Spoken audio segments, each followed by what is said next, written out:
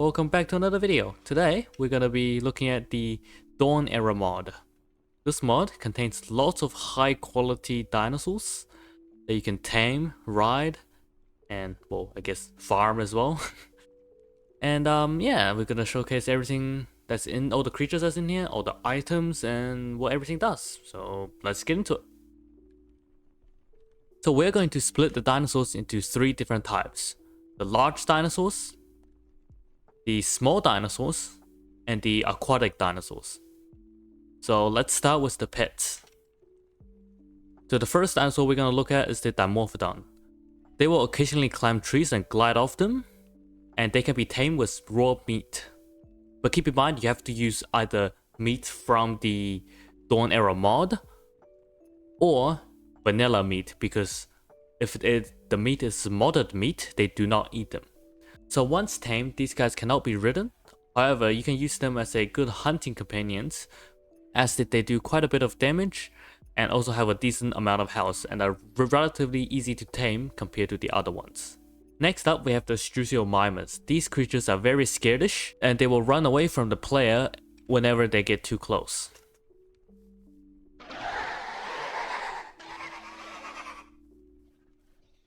They can be tamed with vegetables like carrots, potatoes, and wheat.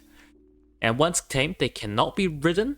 However, they can be used as a meat source, as they will drop Struthiomimus meat, which is a food source for the dinosaurs and the player. These guys, although they can fight, are not a great choice, as their health isn't great and the damage isn't all that great either. And the last dinosaur of the pet section is the Pistachosaurus. These little herbivores will wander around your world and do absolutely nothing. And they can be tamed with the same food the Struthiomimus eat. Once tamed, these guys will attack, however their health and damage isn't great, so I wouldn't recommend using them to fight against other creatures or players. However, once these guys are tamed, they have a special ability exclusive to this creature called Gathering. And now the Pistachosaurus will start gathering items. However, I have not gotten this to work, so I'm not sure if it's not working at the moment or I just haven't seen it right now. And these guys can be used as a food source, as once killed, they will drop some Pistachosaurus meat, and the meat can be carved into Pistachotaco. So the next section is the large dinosaurs. These dinosaurs can be ridden and can be used as an attack mount. First up, we have the Diabloceratops. These are the smaller version of a Triceratops, and they can be tamed using the same thing that Struthiomimus eat, which are apples, wheat, potatoes, etc. Once tamed, they can be applied a saddle and a armor, which will allow them to be ridden and have a higher resistance to damage. And once you have ridden on the creature, you can see on the right hand side of your screen, there will be a bunch of UI. The first one is a red one that indicates the health in percentage. The yellow one is the hunger, and once the dinosaur run out of hunger, they will start taking damage.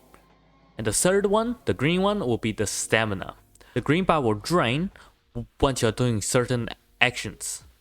However, when you are running on the Diabloceratops, the stamina will not drain. But if you right click, which is a roar, you will be draining the stamina. And when you are doing attack, it will also drain the stamina. Keep in mind, this is my survival crate mod pack.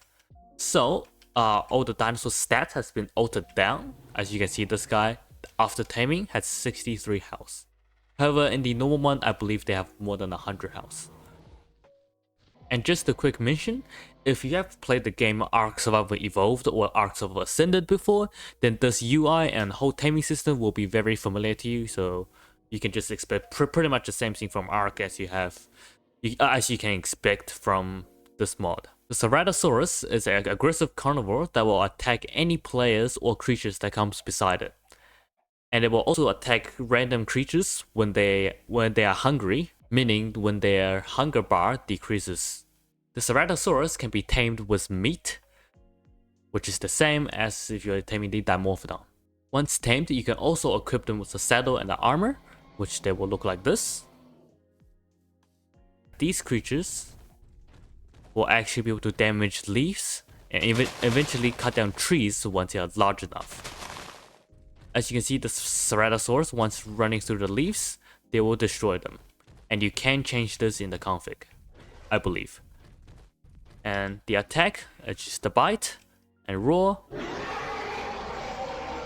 The Triceratops is up next, and this is a larger cousin of the Diabloceratops. And these guys will have much better stats, aka health and damage, and will be much harder to tame. They will require stacks upon stacks of meat to tame, and will attack any intruders that comes nearby. And just to keep in mind, all the damage, health, spawn chance, spawn biomes, and everything can be altered in the config. Again, once tamed, they will be given a saddle and a armor, and you can equip them and they will look like this. Personally, this is my favorite one. Look at the shields, it's very nice, and I really like the jaw armor right here. It looks really nice. And when ridden, they will be given the same thing as the Diabloceratops, and however, this guy can run over trees. As you can see, I just ran down that tree. However, there's a size limit on the size of the tree, so obviously you cannot run down a giant tiger or jungle sapling. That will be way too OP to clear out a forest. Last but certainly not least, we have the Tyrannosaurus Rex, the king of the dinosaurs.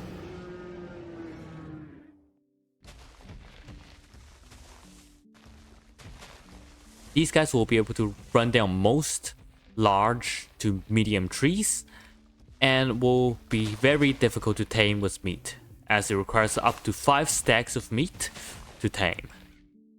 These guys will run around and attack almost any creatures, and it's pretty much impossible to kill because, I mean, do you want to mess with this guy? Look at him. The Tyrannosaurus Rex, when they are attacking you,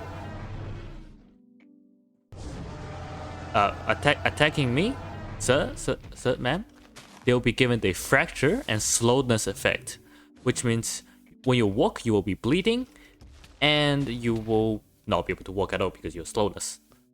Again, once tamed, they will be given a saddle and an armor, and they will be given the pretty much same attack as the Ceratosaurus. They will be able to run down most trees. However, don't worry, player placed down logs will not be run over. As you know, that would be stupid if you just accidentally run to a wood-made house and the whole house just collapses. That would be stupid. And however, this guy does get an additional attack, which is space. And that attack is a stomp attack, and it does AoE damage. And these guys, once when attacking, will also give the fracture and slowness effect to the enemy. So that means they cannot run. If they try to run, they will start taking damage. And I just realized that was my tamed Diabloceratops there, so I cannot damage it. That was why. Anyway, and come on, you gotta enjoy this war right here.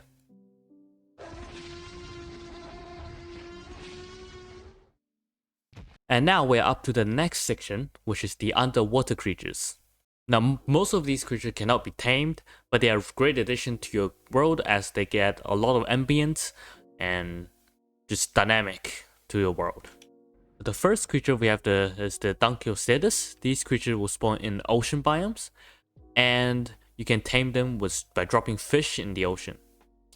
And once you drop fish, they will go up to eat it, and the taming is the exact same as the rest of them.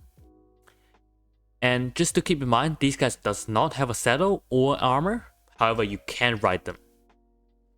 Obviously, in creative mode, you can just right-click the creature to tame it. Now, when riding this creature, it is relatively slow. However, you can boost them and they go slightly faster. And they do not possess a roar. They only have one attack, and that is left click. The next creature is the Smixosaurus. These guys will spawn in ocean biomes in the group of 3. And these guys, they don't do anything. You can't tame them, you can't kill them, they don't drop anything. Yeah, they don't do anything. The next creature is the saber-tooth salmon. It's like the prehistoric version of the salmon in Minecraft. These guys, they will not attack you unless you attack them first. And once killed, they will be dropped salmon. And the salmon will be able to be made into cooked salmon, which is a great food source. The next creature we have is the alligator gar. It's the exact same thing as the salmon, they just add ambience, and once killed, will drop alligator gar meat. And the final ocean creature is the sturgeon. This goofy looking thing, it does the exact same thing. And keep in mind, all of these fish after breeding, which is, I'll get to on in the later, will drop fish roll, which can be eaten or crafted into different food item, which I'll also get into later on. And also, these guys will occasionally dig around the ocean floor and will search up these seaweeds and eat them, which is quite interesting. And also, once killed, they drop sturgeon meat. Technical difficulties, I forgot to show the last final and most important creature, the coelacanths. This guy will spawn in river biomes, and once killed, they will drop coelacanths meat. And they do the exact same thing as the other guys, so yeah, this is really nothing special. And now follow me here is the Pistachosaurus meat and the Struthiomimus meat, and they'll be dropped once they are killed. However, the Dimorphodon, they do not drop any meat. It'd be cool if you drop like Dimorphodon wing or something, chili wings or something. That'd be pretty cool. Anyway, getting off topic here. So this wall right here contains all the food items. So the first one is the sturgeon, which can be cooked into cooked sturgeon, coelacanths, cooked coelacanths, alligator gar, cooked alligator gar, saber-tooth salmon, cooked saber-tooth salmon. This is the bowl of saber-tooth salmon roll. This is the pistacho. This is the saber-tooth salmon roll, and this is the other roll, bowl of caviar sandwich. This is the worm. I'll get to that in a second. This is the Struthiomimus meat, obviously. I've shown you just there. There are two more miscellaneous creatures that are in this mod pack. One of them is the pond snail. They will spawn in swamp biomes, and once killed, they drop absolutely nothing. However, they are a food source for the fish, so if you get them closer to each other, then they will eat each other. And the next up is worm. Yeah, you heard me right, a worm. Now these guys, once killed, they will drop a worm, and you can use that to feed fish. That's it. Yeah. And you can find them occasionally by digging around. And once you're digging around, you can find this cone called wormy dirt, which looks like this, very disgusting looking. And once broken in survival, they will, I guess, drop worm, live worm, and if you kill the big one, then they will drop worm. Yeah, that's it. All of the creatures in this mod pack can be bred, and however, they will do it on their own as long as you keep them fed. So here are all the dinosaurs. The Pistachosaurus was the Pistacho egg. The Dimorphodon was the Dimorphodon egg. The Diabloceratops was the Diabloceratops eggs.